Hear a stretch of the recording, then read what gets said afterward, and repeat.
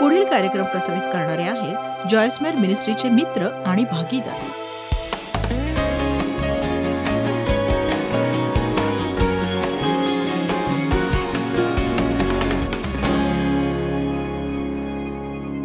निशब्द वर्ष म्हणजे काय? निशब्द वर्ष म्हणजे तुम्हाला कळत नाही की काय घडतंय. तुम्ही देवाचा शब्द ऐकत नाही, तुम्हाला काहीच दिसत नाही, कशाचीही जाणीव होत नाही, सैतान तुमची दिशाभूल करतो आणि तुम्ही टिकून राहण्याचा प्रयत्न करत असता. मला खात्री आहे इथे हजर असलेले बरेच लोक अशा प्रकारच्या निशब्द वर्षांमध्ये आहेत. वचन 2, मग परमेश्वराने मला उत्तर दिले की हा दृष्टांत लिहून काढ, पाट्यांवर ठळकपणे लिही, म्हणजे कोणीही तो वाचून धावत सुटावे, म्हणजे घाईत पुढे जाणाऱ्या कोणालाही तो वाचता यावा. आणि तो म्हणतो, तुमच्या जीवनासाठी असलेला दृष्टांत तुम्ही जपायला हवा. जे काही देववचनातून तुमच्याशी देव बोलतो, जी काही अभिवचनं देव तुम्हाला देतो, ते सगळं तुम्ही आपल्या डोळ्यांपुढे ठेवा, म्हणजे तुम्हाला ते नित्य आणि लगेच पाहता येईल. कारण जगामध्ये इतक्या घडामोडी घडत असतात आणि आपल्यावर सैतानाच्या खोटेपणाचा इतका मारा होत असतो की आपलं डोकं भणभणून जातं. देववचनाशी सहमत नसणाऱ्या इतक्या घटना आपल्या आसपास घडतात की जर आपण देवाने दिलेला दृष्टांत डोळ्यासमोर ठेवला नाही तर आपण तो विसरून जाऊ. आता हे गरजेचं आहे की तुमच्या जीवनासाठी तुमच्या पुढे एखादं ध्येय असावं. प्रत्येकालाच पूर्णवेळ सेवेसाठी पाचारण होत नसतं, पण प्रत्येकालाच एक उच्च पाचारण हे होतच असतं.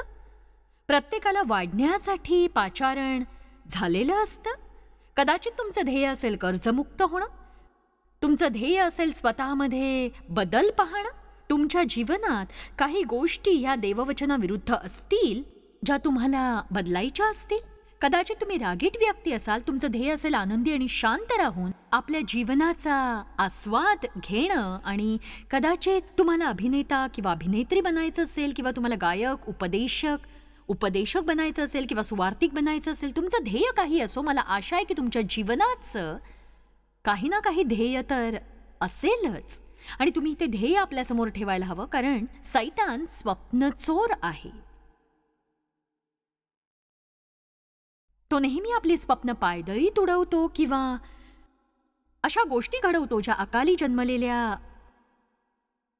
गर्भाप्रमाणे निर्जीव असतात, किंवा तो अशी परिस्थिती निर्माण करतो की आपण देवाची वाट न पाहता त्याचीच इच्छा पूर्ण करतो. किती जणांना हे मान्य आहे की देवाची वाट पाहणं खूपदा कठीण असतं, कारण हा दृष्टांत नेमिलेल्या समयासाठी आहे आणि तो शेवटास जाण्यास स्वतःच प्रयत्न करीत आहे. तो फसवावयाचा किंवा निराश करावयाचा नाही. त्यास विलंब लागला तरी त्याची उत्सुकतेने वाट पहा, तो येईलच, त्याला विलंब लागावयाचा नाही. हा दृष्टांत नेमिलेल्या समयासाठी आहे आणि नेमिलेल्या वेळेबाबतीत मजेशीर गोष्ट अशी की कुणालाच ठाऊक नाही ती कधी येईल. या खोल आत्मिक गोष्टी आहेत. हो, नेमलेल्या समयी तो येईलच. हो, नेमलेल्या वेळी तो न चुकता येईल.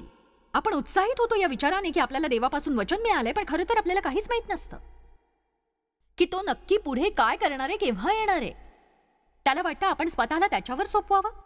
देवाने तुमच्या मुलाच्या किंवा जोडीदाराच्या जीवनात काम करावं अशी तुमची इच्छा असेल, तुम्हाला वाटत असेल की केव्हा प्रभू, केव्हा, मला कल्पना नाही, केव्हा होईल याची काळजी करू नका. फक्त वाट पाहत असताना आपलं वर्तन नीट ठेवा.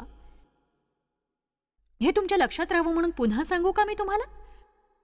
तुमची कोंडी केव्हा फुटेल याची चिंता करू नका, तर वाट पाहताना तुम्ही नीट वागाल याची काळजी नक्कीच घ्या. तुम्ही नक्कीच. देव जे काही करतो त्यामागे त्याचा काहीतरी हेतू असतो. बघा, तो गर्वाने फुगला आहे. वचन 4, त्याचा आत्मा त्याच्या ठाई सरळ नाही, पण धार्मिक तर आपल्या विश्वासाने वाचेल, म्हणजे प्रभूवरील विश्वासाने. जे गर्विष्ठ असतात ते स्वतःच्या इच्छेप्रमाणेच वागतात, जे फार वाईट आहे. आपण बघतो की अब्राहम आणि सारेला देवाने वचन दिलं होतं की त्यांना पुत्र होईल, आणि हे अभिवचन पूर्ण व्हायला त्यांना अपेक्षेपेक्षा जास्त वेळ लागत होता, आणि म्हणून त्यांनी स्वतःच प्रयत्न केला आणि त्यांच्या पदरी पडला इश्माएल, जो त्यांच्या शरीराच्या कर्मांचा पुत्र होता. स्वकर्मांनी देवाबरोबर जर नातं निर्माण केलं तर काय होतं याचं एक ज्वलंत उदाहरण आहे. आणि शेवटी इसहाक आला जो खरा वचनदत्त पुत्र होता. इश्माएल या नावाचा अर्थ युद्ध आणि इसहाक या नावाचा अर्थ आहे हास्य. तुम्ही आनंद किंवा हास्याने आपल्या जीवनाचा आस्वाद घ्या किंवा आयुष्यभर युद्ध करत राहा, हे त्यावर अवलंबून आहे की तुम्हाला आपल्या जीवनाची सूत्र आपल्या हाती घेऊन स्वतःच्या इच्छेने जगायचंय की आपल्या जीवनाची सगळी सूत्र देवाच्या हाती सोपवून फक्त देवाच्या इच्छेप्रमाणेच जगायचंय.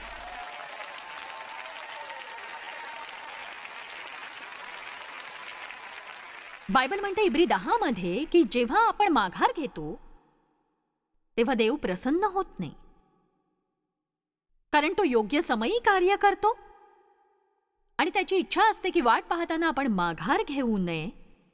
त्याला वाटतं की आपण टिकून राहावं. टिकून. आता बघा, मला खात्री आहे बरेच जण आपल्या जीवनातल्या अशा काळात आहात जो आहे शांत वर्षांचा काळ.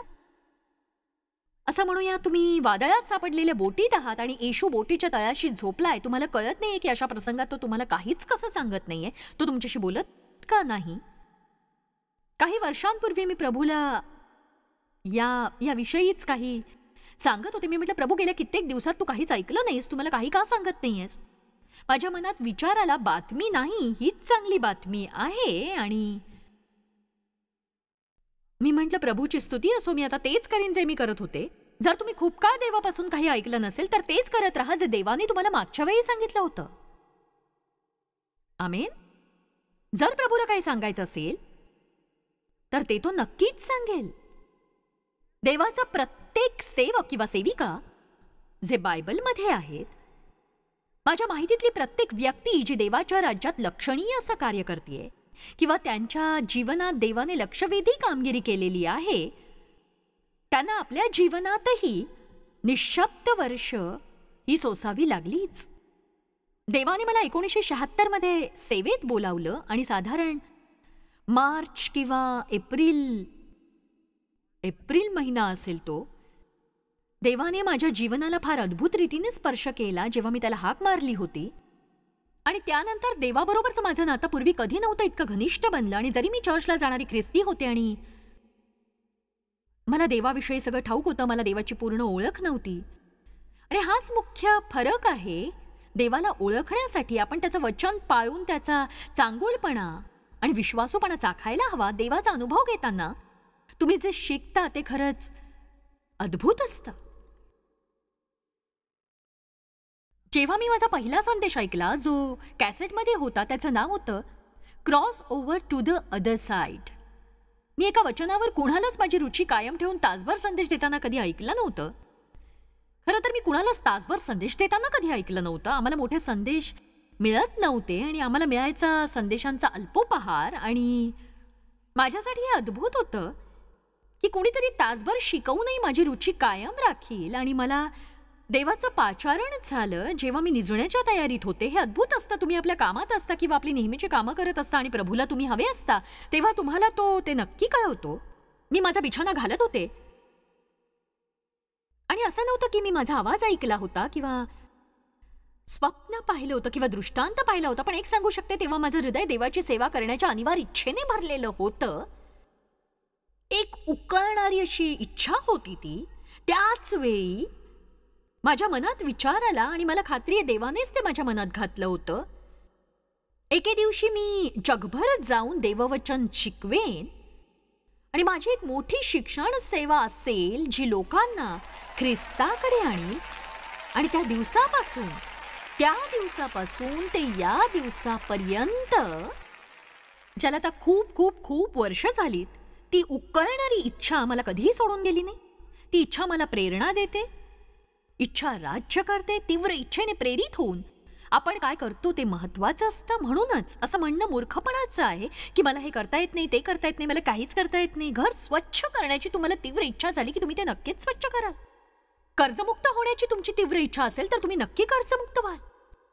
आता हे ऐकून तुम्ही माझ्यावर रागवू नका, कारण मला कुणालाही दुखवायचं नाही. पण व्यायाम करण्याची तुमची तीव्र इच्छा असेल तर तुम्ही तो नक्कीच कराल. नक्कीच. तुम्हाला निरोगी राहण्याची आणि सुडौल शरीर मिळवण्याची तीव्र इच्छा असेल तर तुम्ही ते मिळवालच. आपण सबबींवर जय मिळवायचा आहे, कारण सबबींमुळे आपण फक्त त्या डोंगराभोवती वारंवार वारंवार वारंवार फिरत राहतो. आणि नक्कीच मला आश्चर्य वाटतं की त्या तीव्र इच्छेमुळे मी ही सेवा गेल्या 30 वर्षांपासून करतेय आणि बघा, मला वाटू शकत होतं की या सगळ्या गोष्टी अचानक घडतायत आणि लगेच मला जगभर प्रवास करून सेवा करण्याची संधी मिळेल वगैरे. पण खरं तर 5 वर्ष मी घरगुती शास्त्राभ्यास घेत होते, ज्यामध्ये 20-25 लोक होते. मला माझी पूर्ण वेळची नोकरी सोडावी लागली या सेवा कार्याच्या तयारीसाठी. मला वाटलं देव आश्चर्यकारकरित्या आमची आर्थिक स्थिती सुधारेल, कारण मी हा एवढा मोठा त्याग करतेय. पण 6 वर्ष आम्हाला प्रत्येक गोष्टीसाठी देवावर विसंबून राहावं लागलं. प्रत्येक महिन्याच्या बिलांसाठी सुद्धा चमत्काराची वाट बघावी लागली. हे 1-2 आठवडे नाही, 6 वर्ष चालू होतं. कधी कधी मला काहीही कळायचं नाही, हे सगळं काय चाललंय. मी म्हणायचे की प्रभू, जर तू मला बोलावलंयस आणि मी इतका मोठा त्याग केलाय, तर तू कार्य का करत नाहीयेस. आणि मी खूप रडायचे, माझा धीर खचायचा. थोड्या वेळाने पुन्हा नव्या जोमाने मी उभी राहायचे, कारण मी सांगू शकते की देववचन शिकवायला मी तोंड उघडायचे तेव्हा माझ्या पाचारणाची मला पूर्ण खात्री पटायची. जेव्हा तुम्हाला पाचारण असतं तेव्हा सगळं सोपं होतं. उपदेश करण्यासाठी मी प्रशिक्षण घेतलं नाही, संदेश बनण्याचं मी प्रशिक्षण घेतलेलं नाही, किंवा कुणाचंही मार्गदर्शन मला कधी मिळालेलं नाही. कुठलं विशेष प्रशिक्षण असं मी यासाठी कधीही घेतलं नाही. हे देवापासूनच आहे. आणि एक सांगू, मी तोंड उघडते तेव्हा देवाचं कृपादान माझ्याद्वारे कार्य करतं आणि हे पाहून इतरांप्रमाणेच मीही थक्क होते. अहो, 5 वर्ष, काही दिवस नव्हे, 5 वर्ष मी फक्त घरगुती शास्त्राभ्यास घेत होते. त्यासाठी पैसे मिळत नव्हते. लोक निघून गेल्यावर कुणी मला घर स्वच्छ करू लागत नव्हतं. लोक फक्त कुरकुर आणि तक्रार करण्याची कारणं शोधायचे. हो, त्या लहानशा शास्त्राभ्यासातही. पण तरीही ते यायचे आणि मी त्यांना शिकवायचे, ते यायचे, मी त्यांना शिकवायचे. 5 वर्षांच्या अखेरीस देवाने असं म्हटलं की बघ, मी एक नवीन गोष्ट करतो. मी म्हटलं हो, चला आता, चला. पण वर्षभर काहीही झालं नाही. असं वाटत होतं जसं देवाने मला नीटनेटकं करून ठेवलंय. मी मात्र काहीच करत नाहीये, काहीही नाही. मी फार गोंधळलेले होते. आणि नेमकं याच वर्षी सैतानाने माझी खात्री पटवली की मी सेवा वगैरे थांबवून आधीप्रमाणेच एक सामान्य गृहिणी बनून राहावं. मग माझी शेजारीण मला शिवणकला शिकवू लागली. आणि मी डेव्हला सुचवलं की आपण घराच्या पाठीमागे टोमॅटो उगवून बघूया. आणि मी टोमॅटोंची शेती करून माझ्या पतीचे कपडेही शिवणार होते. आणि ते वर्ष एक दुःस्वप्न होतं. मला टोमॅटोंची घृणा होती, कपड्यांची घृणा होती. मी डेव्हसाठी एक आखूडशी पॅन्ट शिवली. तिची हातशिलाई या दिशेने येण्याऐवजी ती त्या दिशेने आली, अशी उलटी वर, की जे तर विजारीपेक्षा लांब होते. ज्यासाठी तुमचा अभिषेक झाला नाही ते करण्याऐवजी तुम्ही ते का करत नाही ज्यासाठी तुमचा अभिषेक झालेला आहे. आणि मग टोमॅटो काढण्याची वेळ आली. मी सगळं साहित्य तयार ठेवलं आणि रात्रीतून काळ्या किड्यांचं एक मोठं सैन्य आलं. आणि ते काळे होते कारण टोमॅटोना पडलेली भोकं काळीच होती. माझ्या सगळ्या टोमॅटोंचा नाश झाला. मी लगेच माझ्या शेजारणीला बोलवलं, जी अगदी माझ्या शेजारीच राहत होती. आणि मी तिला म्हटलं, आपल्या सगळ्या टोमॅटोंची नासाडी झालीये, किड्यांनी सगळे टोमॅटो खाल्ले. ती बाहेर पळाली. तिने मला हाक मारून म्हटलं, माझे टोमॅटो चांगले, त्यांना काहीच झालेलं नाही. अगं, तेव्हा मी देवाला म्हटलं, तू माझे टोमॅटो का नाही सांभाळलेस. तो म्हणाला, मी तुझे टोमॅटो सांभाळायला बांधील नाही, मी तुला ते पिकव असं सांगितलं नव्हतं. तर ते वर्ष होतं फक्त मूर्खपणाचं. आणि मला वाटलं काहीच घडत नाहीये, काहीच घडत नाहीये, काहीच घडत नाहीये, काहीच. पण एक सांगू, काहीतरी घडत होतं. कारण मी त्या वर्षी काय शिकले माहितीये, जे मला पुढच्या पातळीवर जाण्यापूर्वी शिकणं गरजेचं होतं. मी हे शिकले की मी स्वतःची तुलना कुणाशीही करू नये आणि असं वाटून घेऊ नये की मी दुसरं कुणीतरी असायला हवं. जे जगाच्या दृष्टीने सामान्य आहे ते मी माझ्या जीवनात लागू करण्याची गरज नाही. मला देवाच्या मागे चालून सकारात्मक दृष्टिकोन ठेवण्याची गरज आहे. कारण यासाठीच देवाने मला पाचारण दिलंय. देवाने त्या वर्षी खूप काही केलं, पण त्याने माझ्या परिस्थितीमध्ये काहीच केलं नाही. त्याने माझ्यात कार्य केलं. आणि जर तुम्हाला वाटतं तुमच्या जीवनात काहीच घडत नाहीये, तर याचं कारण असं आहे की तुम्ही फक्त आपल्या परिस्थितीकडे पाहताय. पण तुमच्या आतमध्ये काय घडतंय याच्याकडे जरा नजर टाकून बघा. त्या निशब्द वर्षांमध्ये तुम्ही कसं वागता त्यावर तुमचं भविष्य आहे. तुम्हाला प्रभूचं पाचारण झालंय म्हणून तुम्ही ते पूर्ण कराल असं नाही. बोलावलेले पुष्कळ जण, पण निवडलेले थोडेच आहेत. किंमत ही चुकवावी लागतेच. आणि प्रत्येक जण यासाठी तयार नसतो. आपल्या तारणासाठी येशूने किंमत मोजली. जर आपल्याला देवाचा अभिषिक्त बनायचंय तर आपल्या जीवनात पवित्र आत्म्याची उपस्थिती दिसायला हवी, किंमत मोजावी लागते. तुमच्या आधीच्या जीवनापेक्षा तुमचं आत्ताचं जीवन तुम्हाला बदलावं लागेल. देव तुम्हाला त्या गोष्टी शिकवेल ज्या त्याला तुम्हाला शिकवायच्या आहेत, ज्या कुठल्याही बायबल कॉलेजमध्ये शिकता येणार नाहीत, आणि त्या फक्त देवापासूनच शिकाव्या लागतील. माझ्या जीवनातले बहुतेक अमूल्य धडे देवाने मला किराणा दुकानात नेऊन शिकवलेले आहेत. आता हे सगळं सांगायला माझ्याकडे वेळ नाहीये, पण देव तुम्हाला कुठेही शिकवू शकतो. येशूचीही शांत वर्ष होती. लूक अध्याय 2 वचन 21. 8वा दिवस म्हणजे सुंतेचा दिवस आल्यावर त्याची सुंता करण्यात आली आणि त्याचे नाव येशू ठेवण्यात आले. हे तो उदरात संभवण्यापूर्वीच देवदूताने ठेविले होते. पुढे मोशेच्या नियमशास्त्राप्रमाणे त्यांचे म्हणजे आईचे आणि बाळाच्या शुद्धीकरणाचे दिवस भरल्यावर ते त्याच्यावर यरुशलेमीस घेऊन आले, ते अशासाठी की त्याचे प्रभूला समर्पण करावे. येशू 8 दिवसांचा होता.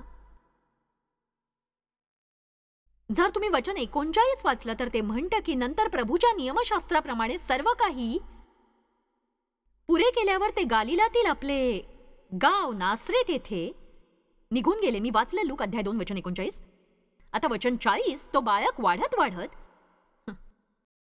बलवान होत गेला व ज्ञानाने पूर्ण होत गेला आणि त्याच्यावर देवाची कृपा होती, म्हणजेच त्याच्यावर देवाची मर्जी होती. तर आपण पाहतो की येशू 8 दिवसांचा होता.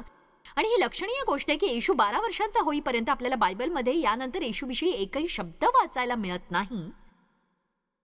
आणि बायबल येशूविषयी जे काही सांगतं ते हेच सांगतं की येशू देवाच्या कृपेमध्ये वाढत राहिला. औच. येशू प्रत्येक प्रकारे वाढत गेला. तो ज्ञानाने वाढत होता, शरीरानेही, आत्मिक सामर्थ्यानेही. तो देवाच्या आणि माणसांच्या कृपेत वाढत होता. आणि मग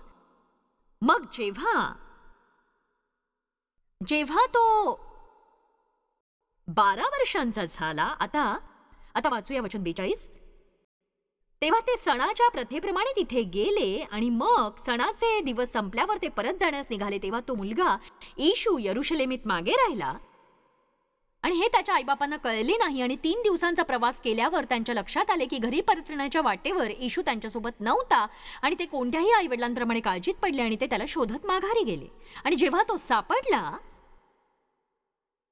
तेव्हा ते म्हणाले, वचन 46, मग असे झाले की 3 दिवसानंतर तो त्यांना मंदिरात गुरुजनांमध्ये बसून त्यांचे भाषण ऐकताना व त्यांस प्रश्न करताना सापडला. आणि त्याचे बोलणे जे ऐकत होते ते सर्व त्याच्या बुद्धीवरून आणि उत्तरांवरून थक्क झाले. त्याच्या जीवनावर आधीपासूनच देवाचा हात होता. त्याच्या जीवनावर आधीपासून पवित्र आत्म्याचा अभिषेक होता. त्याच्या बुद्धीवरून आणि उत्तरांवरून ते सर्व थक्क झाले. वचन 48 बघूया. त्याला तेथे पाहून त्यांना आश्चर्य वाटले आणि त्याची आई त्याला म्हणाली, बाळा, तू आमच्याबरोबर असा का वागलास? पहा, तुझा बाप आणि मी कष्टी होऊन तुझा शोध करीत आलो. आम्ही तुझ्यासाठी काळजीत होतो. तो म्हणाला, तुम्ही माझा शोध करीत राहिला हे कसे? माझ्या पित्याच्या घरात मी असावे तुमच्या ध्यानात आले नाही काय? म्हणजे मी माझ्या पित्याच्या कामात रमलो होतो. आता बघा, इथे आणखी एक गोष्ट अद्भुत वाटते.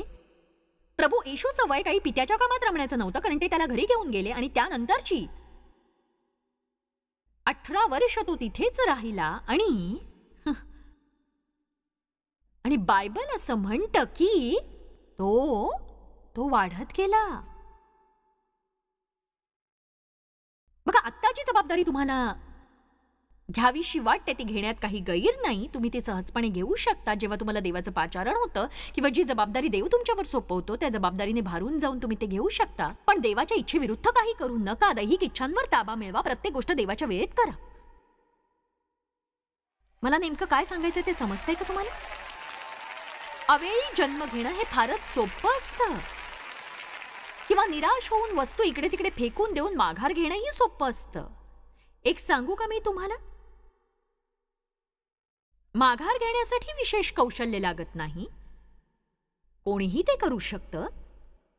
पण तुमच्या जीवनात पवित्र आत्म्याचं सामर्थ्य आहे ज्यामुळे तुम्ही तग धरून राहू शकता आणि असामान्य गोष्टी करू शकता. आता बघा, तुम्हास त्या 2 शब्दांमधल्या गोष्टी पाहण्यासाठी काही गोष्टींमधून जाण्याची नितांत गरज आहे. आणि वचन म्हणतो तो वाढत गेला. पण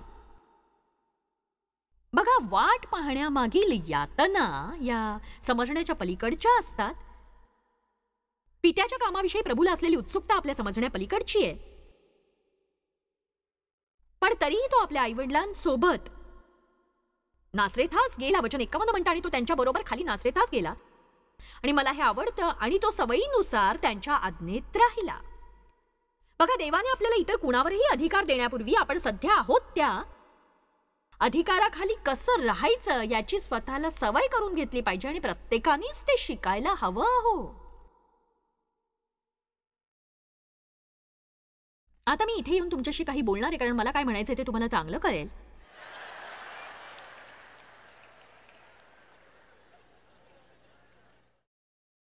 आज जगभर बंड करण्याची भयानक समस्या उभी राहतीये. म्हणजे असं की कुणाला एखाद्याने काहीच सांगितलेलं आवडत नाही, कुणालाही नाही. प्रत्येकाला स्वतःच्या गोष्टी करायच्या असतात, स्वतःचे उद्योग करायचे असतात, स्वतःचे जीवन जगायचं असतं, स्वतःच्या वेळेत आपली कामं करावीशी वाटतात, स्वतःच्या इच्छेने जगायचं. मार्गदर्शन नको कुणाचं, नियम नको, बंधनं नकोत. काय करायचं ते मला सांगू नका. आणि मग अर्धाधिक वेळ आपल्या गोष्टींना आत्मिक रंग देण्यात ते घालवतात. बघा, ज्याला पुत्र स्वतंत्र करतो तो खरोखर स्वतंत्र आहे. स्वतंत्र. मी पवित्र आत्म्याने चालवला जातो. नाही, जर तुम्ही खरोखर पवित्र आत्म्याने चालवले जाता तर तुम्हाला अधिकाराखाली कसं राहायचं हे समजेल. आपण इतकं वाढायला हवं की आपल्यावरचे अधिकारी आपल्याला जे काही सांगतात ते करता आलं पाहिजे.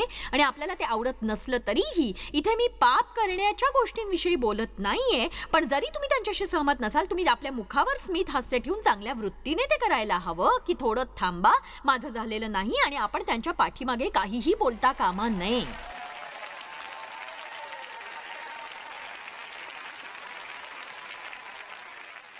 मी जरा निवांत बसून आईच्या मायेने तुम्हाला 4 गोष्टी सांगते.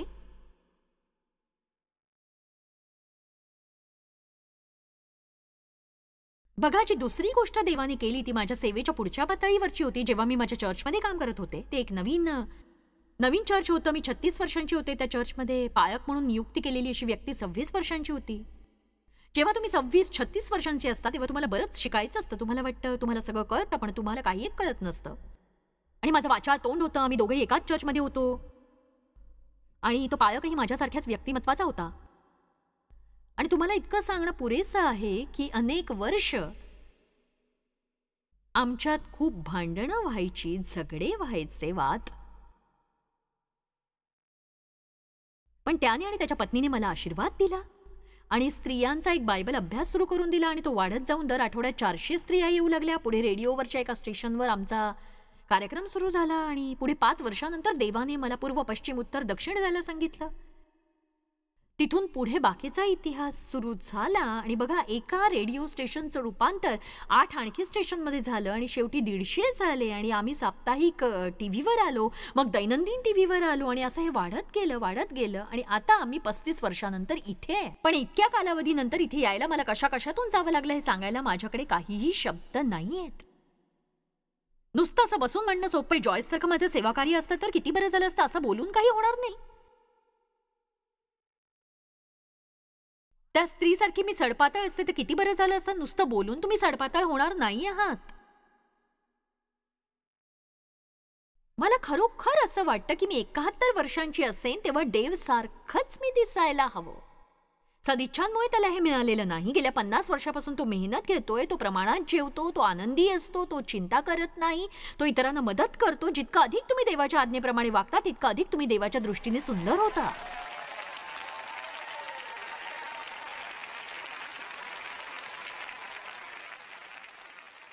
एक गोष्ट मला प्रयत्नपूर्वक शिकावी लागली, ती म्हणजे चांगल्या मनोवृत्तीने अधिकार स्वीकारणं. जरी मला सांगितलेली गोष्ट योग्य वाटत नसली तरी, आणि जरी मला योग्य रीतीने वागवण्यात येत नसलं तरी, मला प्रयत्नपूर्वक माझ्या चेहऱ्यावर स्मितहास्य ठेवून चांगल्या मनाने अधिकार कसा स्वीकारायचा ते शिकावं लागलं. आणि माझ्यावर असलेल्या अधिकारांविषयी मी कधीही तुच्छतेने बोलले नाही. हे सुद्धा मला शिकावं लागलंच. तुम्हाला हे नीट कळलं की नाही हे समजण्यासाठी मी थोडा वेळ थांबणार आहे, कारण ही गोष्ट तुम्हाला नीट कळली नसेल तर पुढे जाण्यात काही एक अर्थ उरणार नाही, हे लक्षात घ्या तुम्ही.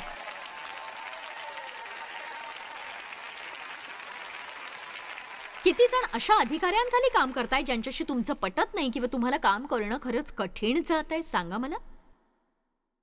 ठीक आहे, आता बघा, तुम्ही अशा ठिकाणी असाल जिथे तुम्हाला वाईट रीतीने वागवलं जात आहे. एक सांगू, देव तुम्हाला यातूनही शिकवेल. वाईट वागणूक मिळाल्यावर कसं वाटतं हे तो शिकवेल. म्हणजे जेव्हा तुम्ही अधिकार पदावर जाल तेव्हा इतरांना तुम्ही वाईट वागणूक देणार नाही कधीही.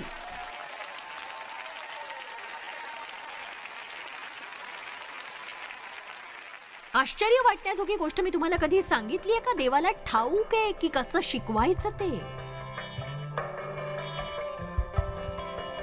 मी तुम्हाला उत्तेजन देऊ इच्छिते की तुमची भविष्यासाठी असलेली स्वप्न आणि आशा कधीही सोडू नका. जरी तुम्हाला आपल्या अपेक्षेपेक्षा अधिक काळ थांबावं लागलं तरीही तुम्ही विश्वास ठेवा की देव कार्य करतोय आणि त्याला योग्य वेळ नक्कीच ठाऊक आहे. मी तुम्हाला या सामग्रीचा लाभ घेण्यास उत्तेजन देते. लक्षात असू द्या, देव तुमच्यावर प्रीती करतो आणि तुमचं जीवन अद्भुत असावं असं त्याला वाटतं. देवाची स्तुती असो. जॉयस मायर मिनिस्ट्रीज करता तुम्ही खूप मौल्यवान आहात. आम्हाला तुमचं कौतुक आहे आणि जगभरामध्ये हे सेवा कार्य शक्य करण्याकरता आम्ही आमच्या मित्रांचे आणि पार्टनर्सचे आभारी आहोत. आम्ही एकत्रितपणे भुकेल्यांना खाऊ घालतो, गरिबांना वस्त्र देतो आणि राष्ट्रांना सुवार्ता सांगतो. तुमच्या प्रार्थनेच्या विनंतीकरता आमच्याविषयी आणखी माहिती मिळवा. जॉयसच्या कॉन्फरन्सच्या तारखा पहा आणि ख्रिस्ताची प्रीती जगभरामध्ये पसरवण्याकरता आमचे सहभागी व्हा. याचा सर्व खर्च जॉयस मायर मिनिस्ट्रीचे मित्र आणि भागीदार करत आहेत.